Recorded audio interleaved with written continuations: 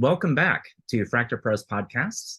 Last week, we kicked off our four-part client strategy and customer success series with sales.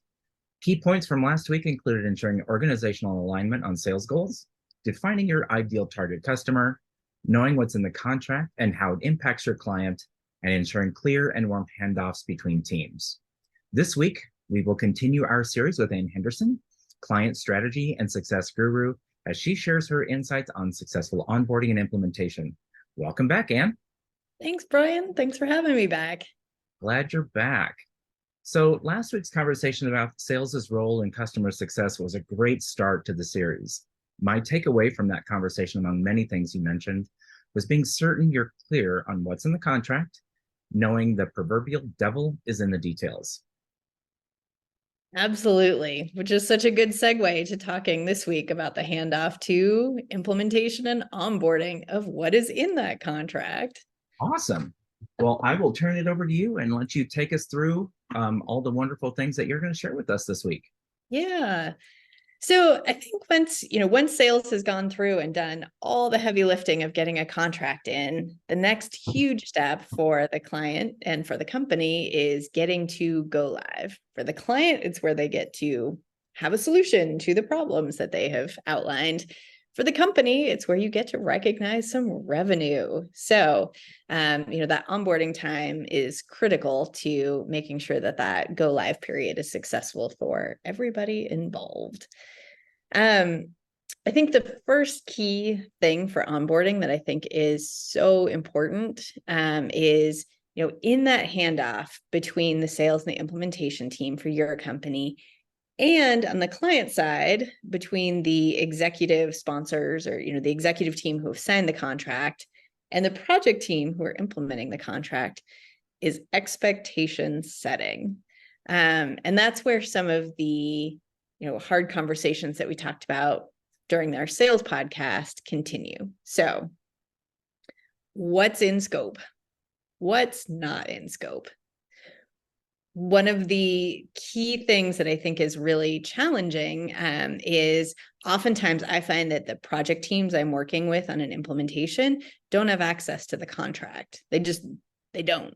That's not part of the client's culture or policy. Sometimes they do, which is amazing, but not often. And so having some sort of reference material for the project team to look at and refer back to early and often, what's in scope, what's out of scope, and have those conversations early, because sometimes the project team is like, but wait, there's more needed. And while you still have kind of your sales team and the client's executive team in thinking about the project, if there's any sort of contract changes or amendments or things you need to add, getting that identified and added early is crucial to kind of keeping, again, that go live period on track and that revenue recognition on track as well. So, and you bring up a good point around setting expectations, and I can see this scenario kind of happening. You work with the project team, the client's project team, your project team, you're all on board. The applicable folks have read the contract. Everyone is clear on the expectations. And sometimes before you get to the, but wait, there's more, things change on the client side, right? Or even on your side, where, and you kind of maybe can talk a little bit about the danger zones of derailing a project, but when a client loses critical team members on their team, that's part of the project team. It might be the project manager, it might be the executive sponsor, whatever the case may be. You have to go back and reset the expectations. How do you do that in a way that you're keeping everybody on track without hopefully derailing the project and getting them to go live? Yeah.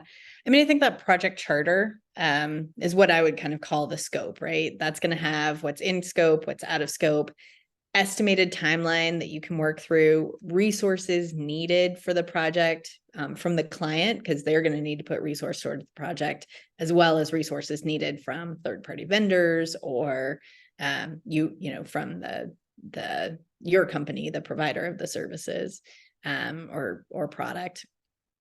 So really having something that's outlined and dated early and communicated widely between both project teams is critical. When you have turnover, then that becomes the document that again kind of references, okay, we'll go back to the beginning. This is our project charter, what's in scope, what's out of scope, what our timeline is that we're working against, the resources that we've asked for this project. And at that point, kind of here's where we are in the project, like a project plan review.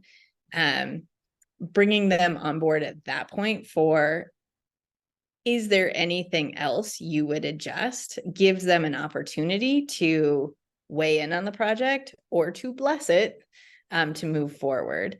But I think ignoring that there's change is detrimental to the overall health of the project, because, especially if it's if it's leadership that's taking over, they may have a complete different direction that they're taking the company, or the project or the initiative. And it's a good inflection point to kind of help them usher in what they've been hired to do. If it's a project manager who's changed, then it's a little bit more brass tacks. This is what we've accomplished so far. This is what we need to do going forward. These are the successes and challenges we've had. If you can help us on this challenges end, awesome, that would be great. But I think going through and making sure that you've got really clear communication about, again, what's in the contract and what the expectations are, you can pick back up on those conversations when there's a shift or a change in a more seamless manner than like when you need to go back and be like, oh shoot, let me find the contract and let me pull together a summary and let me, the more organized you are throughout the entire implementation with statuses, where we are, an agreement on what is happening, the less likely you are to run into major derailments. Is your approach the same when it's, you're the third party provider of services? Is your approach the same if you have your project manager, for whatever reason, is no longer with the organization or is going to be off an extended period of time, or you might need their skill set someplace else, on a much larger project, whatever that looks like? Is your approach the same?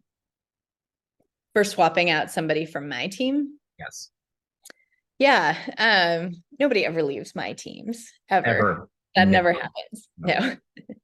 I think, again, the whole reason that you want a project charter and a really clear and consistent checklist of what's been completed, when it was completed, if there were any sort of conversations in those meetings that, you need to reference, is a really good project manager or onboarding manager is going to come in, take a look at the project plan, take a look at the project charter, read through meeting notes, and be pretty well caught up on where things are. At that point, then it's making introductions to the client team for, this is the situation, because it's going to make them nervous, right? We really liked our project manager and now they're gone. What's going on? So giving them confidence that who is coming in to wrap up or finish the project knows the status, knows where they are, and has picked up on, can kind of pick things up really quickly, it helps boost the client's confidence in the project completing on time, on schedule, and keeping the momentum going. Got it. So with a new executive coming in, let's kind of switch gears and go back to the client, and they've got a new executive coming in, and you mentioned earlier, like giving them an opportunity to, keep going with project as is, bless it as it were, or maybe insert their own vision into that. So that opens up the door for conversations around change management. So what does that look like in terms of for you as the service provider, but also the client, and realigning expectations? And so, because it sounds like that's something that could derail a go live date if the changes are material. Yeah. Well, I think change management is crucial for any project, whether it's got new flavors coming in, or if it's just going on track. And having conversations about change management early is crucial. So, in the case of a project that's still going swimmingly, no changes to teams, everything's on track, you still need to have conversations early with your client about, this is a roller coaster we're about to get on. Obviously, you have challenges that you're trying to solve. And that's where like everybody's going to be so excited. We're going up the hill. Then we're going to be at the top, and there's going to be some trepidation. But like people are going to be really excited about something new, something that's solving a problem. If you've got users in your company using new software, it's going to be really exciting. And then you're kind of on this bumpy ride, right? Like it's new, it solves a problem, but it's different. And I used to, as a user, I used to be able to do whatever I was doing in my sleep. I didn't have to think about it. But now I've got this new software that I have to use to do a function of my job. And I'm grumpy about it because I've got to figure out what it is. Like I'm excited for something new, but then it's different. And so your users are going to be on a roller coaster. What does that look like? How do you reinforce to maybe the squeakiest wheel at your company that these are the reasons why we're making the change? This is the anticipated benefits that are coming out of this change. Change management is something that, as a vendor, I can coach the internal team on, but I cannot do for them. There's got to be a process that they have in place to make sure that they, have escalation points and messaging and reassurance and, incentives even for how this change is going to be adopted throughout the company. What does that look like? It will be a roller coaster of highs and lows. Change management for the project, though, in this scenario you outlined with kind of a new executive coming in, again, you kind of need to go through internally at the provider, software product provider. You really need to kind of go through and again look at, okay, this is an inflection point for this engagement. Let's take a quick pause to make sure that we are on the same page. To the extent it cannot derail the timeline of your project is awesome. You want to assume that you have scoped things out so well and have such good things happening that there's no change to the project. That's the assumption you should make going in, but you should open up the opportunity for the conversation early with your person to understand. And I think those can be some pretty easy and early questions around, you're in a new role. What are your goals? Hey, this is the understanding we have of the problems we're solving. Are those still the problems you're charged with solving? Really kind of giving them a chance to think through strategically where they, what their vision is for the company, the goals they're trying to solve. Also using it as a bit of a reselling scenario, because they may be completely new to you, your product, your software, whatever it is.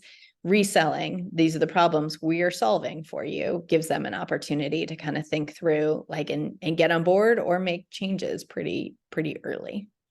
At what point, if at all, do you bring sales into the conversations? Because at this point there's been a warm handoff. Sales is probably having kind of touch-based conversations with the client. Hey, how are things going? Just wanted to check in. But they're not as involved in the implementation as you are, because you're head down in it, your team's head down in it, you're moving forward. During this kind of roller coaster, as it were, are there points in which you bring sales in for a joint conversation? Do you bring them in just for a, hey, heads up, I'm just going to let you know I'm going to have the conversation? Or are there points in which you just hand the conversation back to the salesperson and say, this is all yours? Yeah. I think it totally depends on roles and responsibilities for post-contract engagement. I've worked in scenarios where sales would be charged with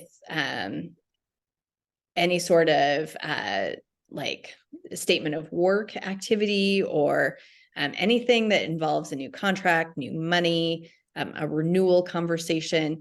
If sales is charged with those, that's a different scenario than if you're in kind of a customer success model where the customer success team holds responsibility for upsell, cross-sell, or renewal opportunities. So I think as a courtesy, it is absolutely worth communicating sales, updates to your sales team. Whoever brought that relationship in, they probably built it off of relationship building, and they should know as a courtesy, if nothing else, hey, there's been some change. Here's what we've got going on. At the bare minimum, here's, that great client you brought in. We've got some change. Here's kind of a status of where that project's going. If sales is charged with kind of ongoing relationships and maybe has still has a good flow of communication going with some of the executives that they built conversations with early, never hurts to bring them in to help reiterate, hey, here's the conversations I had. I think that sales is a really good partner for some of the change conversations that can be happening. If it's a scenario where the company really wants to keep they have like hunters and gatherers, and we're solidly in gathering mode and the hunters are off hunting, it's really the gatherer's responsibility to build those executive relationships that they can manage the conversations. And, bringing sales in is really more of a escalated scenario if needed. But again, I think it's dependent on, who is charged with those critical points of contact with the client, and how we're going to, I guess that's going to inform how I go about changing and bringing in people to address the change. Yeah. And it sounds like, as you're talking here, if you get to a point of escalation with sales, even though you might have the hunters and the gatherers, and it's really the gatherer's responsibility, as a minimum courtesy, you're letting them know, the folks know, hey, we've got a circumstance here that we might need your assistance with. But really kind of at that point, if there's good dialogue between the customer success team and the sales team and the project managers and so on and so forth, nothing should be a surprise to either side, right? Yep. And I think that's where having really good and robust software systems in place is also helpful, because where you keep and document all of your client info should be a repository of info that, people can dive in and kind of look at status notes, dashboarding, where's the project going, how's the relationship going. And in most cases, I've used Salesforce to manage that type of information to reflect back, dashboarding and information to the company. But there really should be some pretty transparent levels of projects that are on track, projects that are maybe wavering and why, and projects that are falling off track, so that as a company, you can come together and look at what resources are needed to get projects back on track. Great. I'm going to touch on maybe a sensitive subject for some, depending upon, kind of how they feel about it. Because I've seen both sides of this, but, change never occurs during a project ever. Because once you kick it off, you're going according to charter, things are fine, right? And you go to go live, brilliant. But when change does occur, and like we've talked about so far this morning, it happens. And in some cases, it happens frequently, or the scope changes. I've been in situations where, we pull the change together in a summary and say, okay, this is your change. Do you agree? And that becomes a document that gets added to the charter, so on and so forth. And then there's been conversations I've been a part of do you charge for change management or do you not? And so what's your thoughts on, charging for, a change that may be material to the project, but it still will it'll derail the go live date. It changes potentially the resources on both sides. It can change, it can be a domino effect. Yeah. Sometimes the smallest change. So what are your insights there? So I'm going to take off my like third party provider hat and put on my customer hat, because I did have a project where I was the customer of another company who is delivering services to us. And so, and I think about this engagement quite a bit, because of course I was studying their whole thing. Being in the role that I'm in, I wanted to know, how do other people do it? Mhm. And what I really appreciated about them was, again, there's expectation setting in the beginning. This is how many hours of work we have to do. This is the scope of our understanding of what we know we're going to be doing right now. And we went through and had a very prioritized, because it was a kind of based on an hourly project. You need to prioritize features that we're going to deliver, because if we run out, hopefully we can get to all of them. But if we get out, if we run out, or if something changes, we want to make sure that we haven't saved like your most important feature for the last, right? And so anytime something would come up, it became a quick conversation of, where does this fall on your priority list? And so, and that triggered kind of a financial conversation, right? My contract was for so many hours of service, and I was going to run out. Did this thing that we were talking about, or this new discovery that we had, or this new insight that we had for the project, where did it fall on my priority list? And was it going to bump something else out? And I liked that framework, because it really became a very clear financial conversation to me early. This is the impact to your prioritized list of features that are in scope. And this is the impact to what we currently have budgeted. And for me, as the executive sponsor of the project, did I want to go back to my CFO and get more money? That was really where it became like, do I want to go and talk to the CFO and get more money for this? Do I feel that strongly about this? Or do I not? And so, I really appreciated kind of, again, referencing back to the project charter, what was in scope, what was out of scope, and our prioritized list.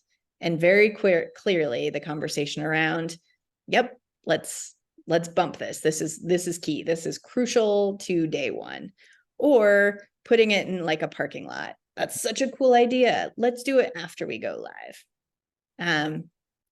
But I appreciated having kind of consistent conversations from the project manager for impact to go live, impact to project scope, impact to budget. That gave me the information I needed to make the right decisions for my business. And so correspondingly, when I take off customer hat and put client services or customer success hat back on, that's what I need to provide to my clients. Transparency. Yes, we can make this change, but, and there's always a but. Right. Here's where we are in the project. It will push your timeline out. It will cost more money. It will, I don't know, it might be a brand new feature that is only in beta right now, and your users may not be tech savvy enough to really adopt it. Maybe you want to give more time. I mean, there's always a but, right? And so getting that in front of them is clearly like, yes, okay, you've identified a change to the project. Let's talk about what that looks like, and make some time to really clearly talk about that. Let's talk about additional timeline. Let's talk about if it might materially change the scope of our contract and we need to make an amendment or an adjustment. And then toss that back to the client to, again, prioritize, where does this fall in their priority list? But you've given them the information they need to make a really good business decision at that point. Yep, I agree. I've worked with some really great CFOs in the past, and I don't know if I think I would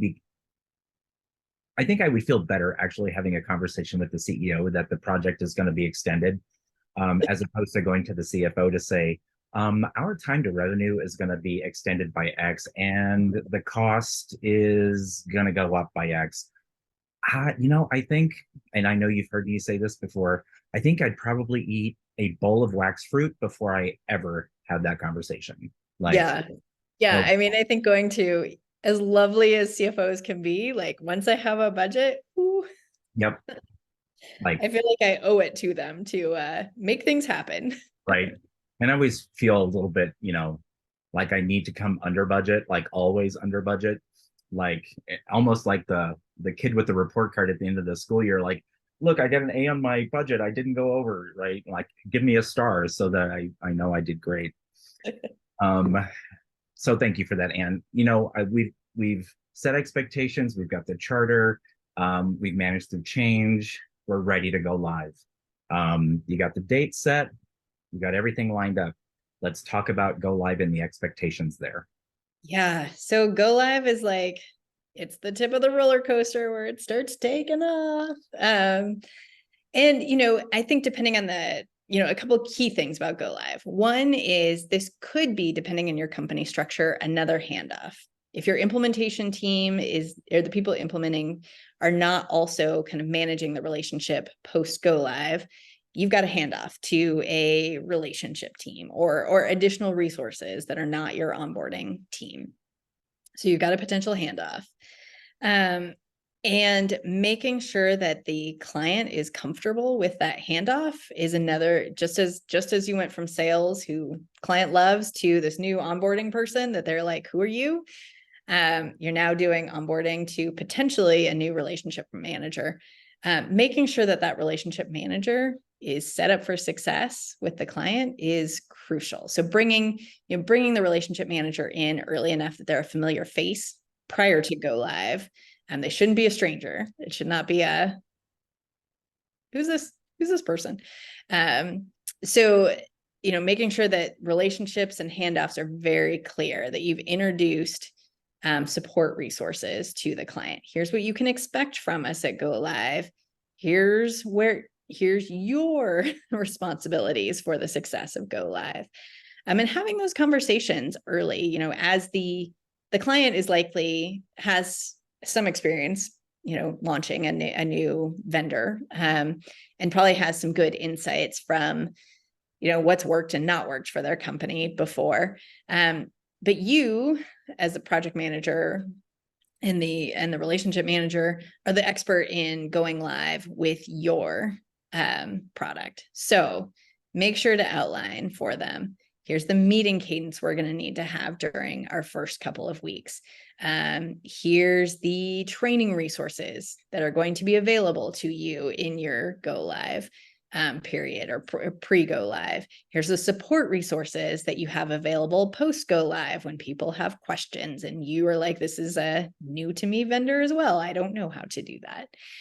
Really outlining for them who the key players are that they will have access to in that handoff, what resources are going to be available to them, making sure they know here's what's going to happen on go live day.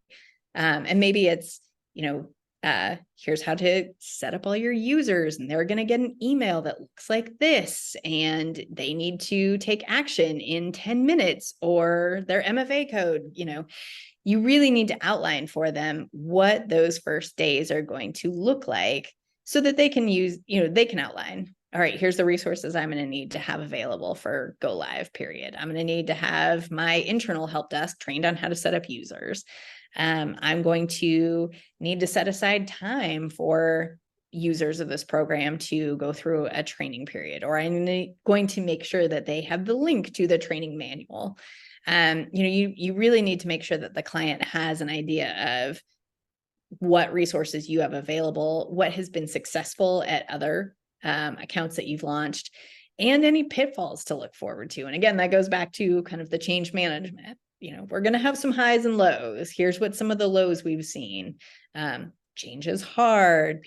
People don't like using new things. It's going to take 2 weeks for them to remember to log in here instead of here. This is my personal thing. Having a new password sucks.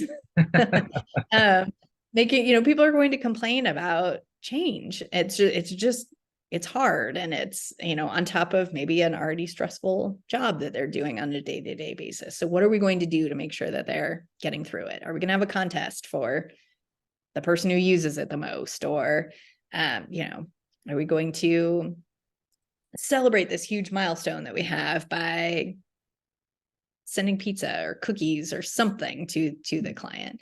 But I do think kind of talking to the client and to your internal company about celebrating the go live is really an important thing as well. And, depending on the scope of your project, if it's a couple week project, there's still ways you can celebrate. Send them an email, like, congratulations, yay, we did it, recognize it somehow. If this is like a big enterprise project that you've been working on and it's taken 6 to 9 months to get through, like, recognize where you've come from and where you're going, and send your clients some cookies or something to celebrate. And then I'm a big fan internally of also celebrating go live, and it could just be like posting a big Slack message. Hey, we got this client live. Or recognizing the team that played, giving the team that played a huge role in getting it live some kudos. Making sure that everybody in the company gets to celebrate the growth that you're having on big and small accounts. Those are huge milestones to add to kind of your calendar of back patting and kudos that should be going out. Yeah, absolutely. I mean, everyone needs, back patting for the work that they do. And, we don't see the other side, the client, like what they're going through. It may be harder. It may be easier. There may be no back patting over there. Right. Right. So getting hey, good luck, congratulations, you did a great job. Thank you for being a great partner in this implementation. I think, and as you expressed, goes a long way in building that relationship of the people that you're going to work with every day, in many cases. So, I think the other thing, as I've built up executive relationships with clients, is, at these crucial milestones, whether it's a go live or, as you kind of have an ongoing engagement, meeting other milestones, sending your executive partner a note of, hey, here's what your team did really well. Or like, I really appreciated this about your company. Or, what is it that there's always something spectacular about the clients that you're working with. Tell their executive team, give them, the feedback that can be used for, a project manager's performance review, or even just hey, I got a great note from this vendor. They said they really liked working with you. Boy, does that go a long way. Hopefully clients have a company culture where they want to be good partners to the companies they're working with. Let them know that they are. Let them know if they're not as well, but that's a separate conversation. Ideally, at Go Live, it's a big celebration. Like, we worked really hard together and we appreciated this about you and your company and your people. I think that goes a long way as well. And sending that to the executive, I think can be more meaningful for your client contacts than it is if you just give them the kudos. That's great and probably makes them feel good, but they're not going to be like, hey, COO, look at what the vendor said about me. But if you built a relationship up with the COO, like, tell that person so that they can kind of share, here's the feedback I'm getting. I always hope inside of an organization that, someone would be great to share like the good news with their COO, with anyone, to say, look what the vendor said about me. That's like, that culture should be there. And I'm sure it should be, but it's not to, like, nobody likes bragging about themselves. Some people like bragging about themselves, but not everybody. I think we don't mind bragging about ourselves, if I'm not We're mistaken. Leos. It is Leo season. It is. So interestingly, there was a term that in working with you, I learned that I've only heard used in appliances and cars, and that is the warranty period. And so how you set up the warranty period and what that looked like from, when you push the button and they're live to a point in time. Right. One of the things that, and I'll ask you to talk about your insights on the warranty period, but one of the things that I loved most about how you cared for the customer was, for in many cases, if not a week, handful of days, depending upon the size, but like they had a 24-hour, not 24-hour, but an extended helpline that was open at any time where they could jump into a Zoom channel, a Teams channel, and talk to a live person and say, I don't know how to do this. And somebody would be right there to jump in and say, all right, let me share my screen and walk you through it. And so that was one of the most wonderful things I noticed about how you handle the customers and what you did in that space. And so kudos to you for bringing that warranty period into any organization that you've ever been a part of. And I'm sure that will go a long way. But talk to me a little bit about your warranty period and what's its purpose. Yeah. Well, of course, it is a handoff again. And we talked about bringing, the relationship manager in early. You also don't want the project manager to peace out too quickly, right? Like there's this overlapping, beautiful period that should be the warranty where we've got two critical relationships for your client engagement between the relationship manager and onboarding manager. Again, if they're different people, holding hands, singing Kumbaya, walking this client through change, right? Like that is the safest, most easiest way to kind of work through. We're going live. I'm not backing out the relationship that I'm going to be in conversation so that I can, as the project manager, if you have this isn't what I expected conversations, I can be live in the conversation immediately saying, oh, do you remember in our onboarding session, we made this decision instead of this decision? This is the outcome of that. We can revisit changing it, but that's a change. But somebody live saying like, and who knows the history deeply of why we ended up where we ended up. So, having that onboarding person, their resources allocated, their time allocated to a warranty period is crucial. Again, also it's new for the clients, and you want them to feel like you are caring for this period, that it's not just you're live, we're getting your money now, sucker. You want it to be a really helpful engagement. You're setting up what you're hoping is a multi-year relationship with these folks. And this is another critical period. So, the support line was, we'd set up Zooms that we just have open all day, and we would have our clients share the links with users. If you run into, and it's, only open for this period of time. But, Monday through Friday, 8 a.m. to 5 p.m. Mountain Time, call, if you're running into anything, don't struggle. Don't click on the Zoom link and they'll help you.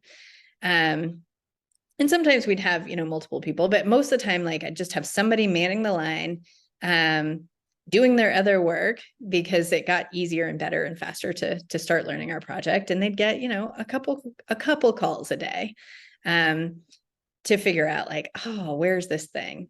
Where's this button? Or, I know we talked about this in training, or I saw this in, reference material, but I just don't remember the flow. Having somebody there who's nice and friendly to kind of walk you through in that moment of like, oh, I'm so frustrated because this is new, to be like, oh yeah, here it is. And hey, did you also know? That can go such a long way in your user perspective of change management.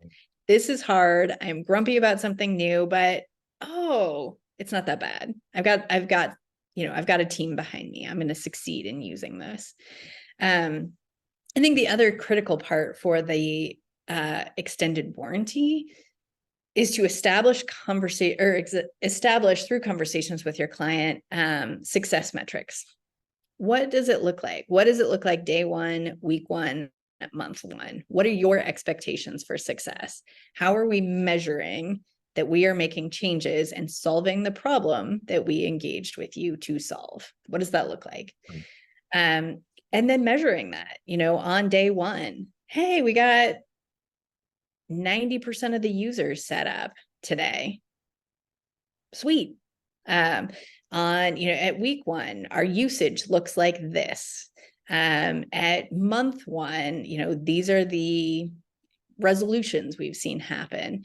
But really having kind of, and providing reports back to your clients against those success metrics early, reiterate, we made the right decision. From the client perspective, we made the right decision to work with this company.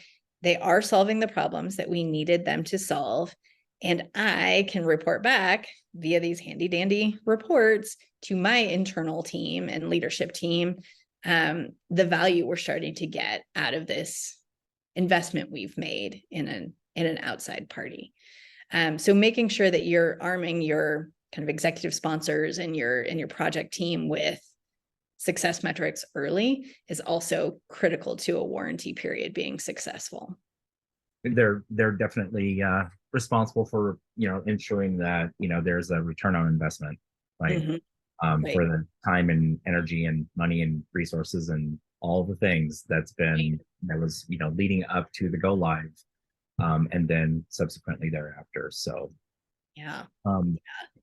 You brought up a point, and then I think that's about all we have time for today. But I wanted to reiterate something that I kind of really laser in on something you said that I think for me is so fetch.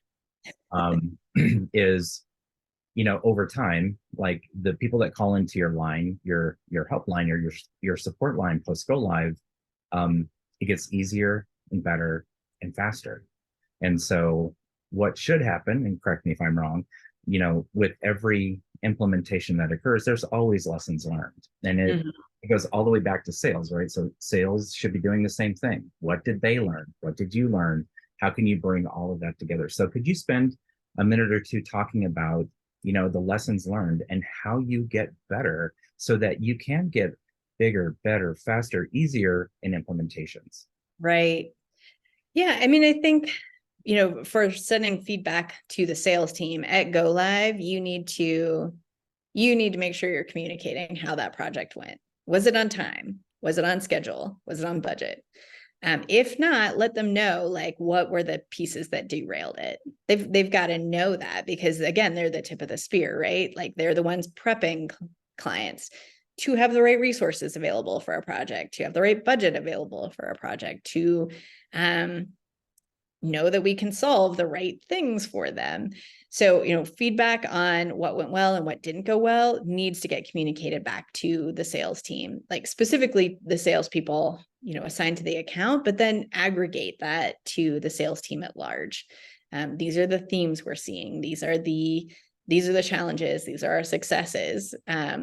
Because again, like, they can do things with that information. They can pivot on target customers. They can change up maybe some of the messaging or expectation setting they're doing, but they can't do that without feedback. So, really going through and kind of doing a bit of a retrospective on the implementation. If you can do that with the account, even better. If you can't, even just doing a survey to them, what are your expectations? Getting a little bit of an NPS score. Would you recommend us to another company? Did we meet your expectations? Getting some level of feedback through a survey, if you can't do kind of a more formal, like, retrospective with them, would be invaluable to quantifying some of the feedback loops that you're trying to get from your clients, and informing where you need to focus on adjustments going forward. That sounds like a topic maybe for a future episode around retrospectives, just in and of itself, because I know, having, been through retrospectives at, a couple of companies, unless you are emotionally equipped and prepared for the reality, and sometimes what feels like it's not personal, but man, it can sure feel like personal if it was a topic that was brought up, and inside that, oops, I was the one that dropped the ball, or forgot to do that, or I should have done it this way. And it's all meant for it to be a learning experience, not to point fingers. But I've been in retrospectives that were intense. And I'll leave it at that because I mean, they were when the fingers start to fly and the barbs start to go, the person that's facilitating that has to jump in and like grab a hold of that and pull that back. But that is certainly a topic for another day that I'm sure that we could Right. spend quite a bit of time on. So We definitely could. We'll talk next week about supporting clients post go live and setting up kind of feedback loops like retrospectives to make sure that you're um, supporting your clients well. fantastic. Well, this has been a great session, and thank you so much. It seems that between the last session and this session, and my guess is probably the next two without knowing, the details there is that there's a theme that's emerging that if you just remember the theme to set a little bit like I mentioned last week, setting clear, open, honest, and transparent expectations, and that's in the communications, that is 98% of the battles because you're having the conversations as hard as they may be. Um, and that just goes a long way and being able to have those conversations. Am I off base there? No, that takes you so far. Yeah. Having that. I can remember a phrase that you used to use. What was it? A conversation a lot, a missed conversation or a delayed conversation, a lot like fish begins to smell, or something along those lines. What was that line? Yeah, not delivering your bad news. If you have bad news, it's like a poorly cooked fish dinner. You still have to eat it, and it's only going to get worse the longer Yep. you wait. Yep. There we go. Just do it. I just knew it had something to do with fish, and I knew you just needed to do it. Um, well, thanks, Anne, so much. This concludes today's episode on successful onboarding and implementation as another vital point in client strategy and customer success. Next week, we will continue our exploration of another critical aspect, support resources that Anne just mentioned a little bit ago. Until then, remember to have open and transparent conversations, set expectations early, celebrate your milestones, and establish metrics for success and review performance. Be sure to tune in for more valuable insights and practical strategies to unlock efficiency and unleash growth. Again, I'm Brian DeShazer, your host and founder of FractaPro, where we work with you to develop flexible and scalable executive solutions without the need for a full-time commitment. Reach out with any questions about our services that we offer, or if you have any constructive comments or suggestions, please don't hesitate to share them. If you have any questions for Anne, reach out to her directly through her LinkedIn. Thank you for listening, and we will see you next week.